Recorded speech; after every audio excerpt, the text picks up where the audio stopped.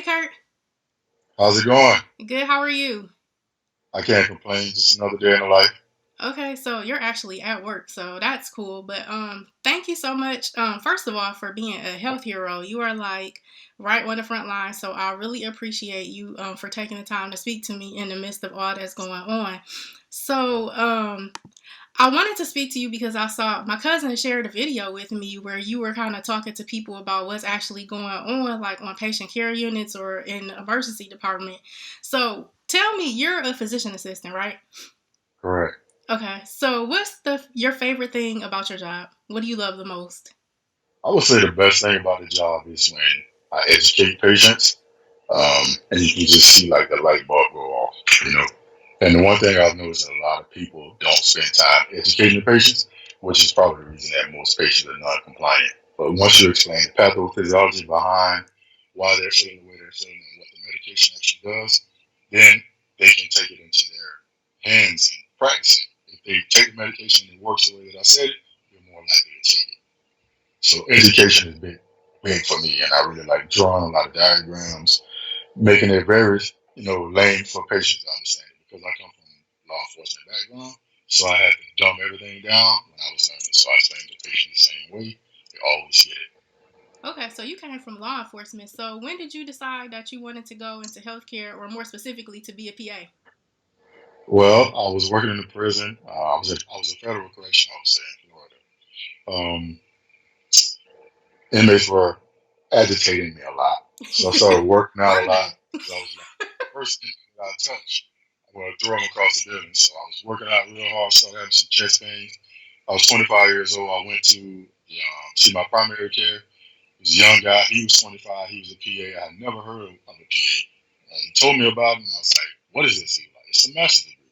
So I said, "Wow, I could be a PA instead. I'm over here fighting inmates in the prison when I could be seeing patients, better lifestyle." So I thought about it for like 2 years, and when I didn't get a promotion that I wanted to get, that I knew I deserved, I said, "You know what, this is it." And I started taking my classes. Went to the night shift at the prison. Inmates for sleep. Study all night, and applied to 22 schools. I got accepted in Pennsylvania. I moved to Pennsylvania, sold my house, everything. Moved to Pennsylvania. Started PA school. That's awesome. Good for you. So what school did you end up going to? It's a small school in the suburbs of Pennsylvania called Salis University in Elkins Park, which is around the area where Bill Cosby lived. Is that like in Philly, in the Philly area? It's, it's in the suburbs of Philly, like north. Okay. So Mhm. what was the preparation in order for you to get into PA school? Does that require like a bachelor's degree or hmm So okay. you got to have a bachelor's degree. If the bachelor's degree is in science, that makes it better because you get all of those science classes. If not, you just have to have any bachelor's degree, and there's certain prerequisite science classes that you have to take before you even apply. Okay. And clinical experience. So I volunteer at a free clinic, doing vitals and a lot of pap smears and stuff like that. And then I use that as my hours to qualify my application. Okay, cool. So, what is your role in the COVID pandemic right now? Do you work like in the emergency department or do you work like with the Department of Medicine? So I do a hospital medicine. So once you get admitted and you're on the floor, I'm the I'm a part of the team that comes by and see you every day, and I work with other disciplines. Like as you seen earlier, I was on the phone with the GI specialist, so I work with other different specialties to bring them all in to make sure that everybody get on the same team to do what's best for the patient. So I deal with admissions. So if there's a new person that comes in, they're COVID positive, I go down to the ER. I see the patient. I do my history of physical and make the patient in. Then I follow the patient every day throughout their stay. And if I'm here on the day that they discharge, I discharge them also. So I go in the rooms every day. I'm a part of the care. If one of my patients, they call a rapid response, code blue, I'm there because that's my patient for the day. So, you get to follow them basically through their complete journey from the time that they're admitted to the time that they go home or, have some other sort of outcome. So, one of the questions that I specifically wanted to ask you, because I know this is you have been doing like live videos and stuff, like while you're at work, what can Black America or Black people in America do to get the best care and outcomes, like if they find themselves in a situation where they're having COVID symptoms? The best thing they can do is report to the emergency room, of course, right away. We ramped up the testing all throughout the U.S. now, so it's easier to get tested. Once you show up there, we have the rapid testing, so we don't have to wait. Before we were having people wait 4 or 5 days before the results came back, but now I think the results coming back in maybe an hour or so. So from there, the first thing you want to do is you want to report to the emergency room. I know they were saying a lot about call the emergency room first, but if you're feeling like you can't breathe, you're Right, if short it's of breath, critical. lightheaded, whatever, just go to the ER. Don't let anybody tell you, hey, call first. Because that time between calling and when you could have been driving, maybe what saved your life. Okay, that's a valid point. Okay. So one of the reasons that I'm doing this interview is I have a new project that I'm working on called Black Profiles in STEM, where I want to highlight, professionals that are working, in the field. So if this is not too much of a personal question, I don't want you to give your exact range, but what is like an expected salary range for a PA for like people that are considering this and want to make sure that it would be worth their time? So if you Google it, it'll say anywhere from like 90 to maybe 130, 140. But truthfully speaking, with the lifestyle that you get as a PA, for the most part, full time is considered 3 days a week. Most people in America are used to working 5 days. Most people work 7 days because they're working two jobs. So if you can work 7 days, two $15 hour jobs, you could potentially work two full time PA jobs because you only work 3 days a week. So you can work 6 days a week and double the salary. So even if it was 90, you can make 180 just like that. So it's If fairly you want lucrative. to, if you want to go that hard, you know what I mean. Right. But So to that's live a lifestyle working 3 days a week, beautiful. yeah, that's pretty good. What about like entrepreneurial endeavors? Like are there any opportunities to do projects on the side or pursue entrepreneurial passions when you have a PA background? You mean like entrepreneurial as in medicine? Yeah, or yes. Uh, I'm not. I don't think there's really much you can do because the most part with medicine, once you're a PA or a nurse practitioner, you have to have co-signatures. But I know nurse practitioners have a little bit more freedom. In some states, they can open up their own practice. Um, I guess if you really wanted to, as a PA, I could hire a doctor to co-sign all of my stuff. Okay. So I guess you could start your own practice if you really wanted to. You basically just have to have a collaborative agreement with the physician, and they basically sign off on all your notes. So if something ever hit the fan, the physician go to prison, not you. Got it.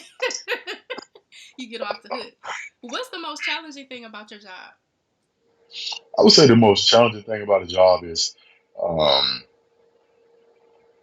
letting being able to prove to a patient that as a PA you are able to take care of them just as well as an MD. A lot of times people say, "Oh, you're a PA, I want the doctor," Hmm. and that's the most challenging thing about it. So you have to have it as an expected response from the patient and already know how to deal with it. And my main thing is confidence. And one of If I the sound like benefits, what I'm doing, you probably won't trust me. right? And one of the benefits of probably working with a PA or an NP or some other physician extender is that you probably get more time as a patient with them than you would get with an MD or a DO. So it's Exactly. actually to their advantage. Every time, I'm not gonna say all PAs, but for the most part,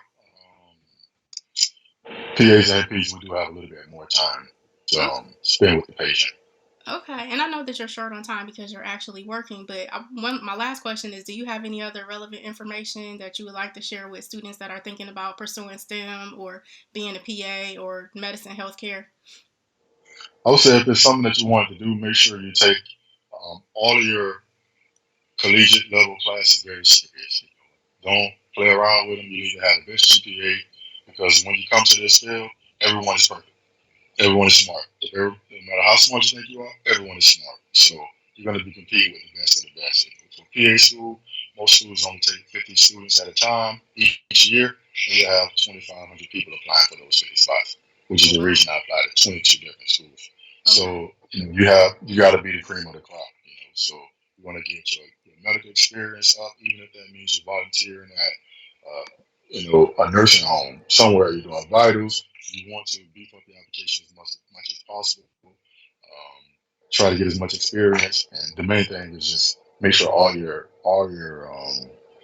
grades are perfect Okay. because you gotta have that because everyone else are gonna be perfect. And you have other people that are gonna have people in high places. So you got to compete with that. You know what I mean? So Right. pretty much you got to be the best version of you that you could. But you made it. Trust me, listen, it was tough. I I believe put in it. a lot of work. I worked midnight to 8. Um, I would get into work at 12 o'clock. We would count the inmates. After we counted them, I would go in my office, and I'm at my desk all night studying, making sure I get an A in every class. Um, then I would get off work at 8 o'clock in the morning. Then I was going to classes at 2 different campuses. So I would have a 9:30 class. After I leave that, I'll go to another campus, another 40 minutes away, do another class. Then come home and do some work. Then I may sleep. And then when I get to work, I study all night again. So it was a tough course because I had a full-time job career. Wow, so you were very focused and driven. Well, I knew I couldn't make $25 an hour for the rest of my life. I know that's right. I knew I couldn't fight inmates when I was 45 years old. I was good Right. at it at 25, but I knew there had to be something better than that lifestyle. You know? Right. So this was very valuable. Thank you so much. You're welcome. Anytime. I love it. All right. Enjoy the rest of your day and stay safe. Thank you. Yes, ma'am. You do the same. Thank you. Bye. Bye bye.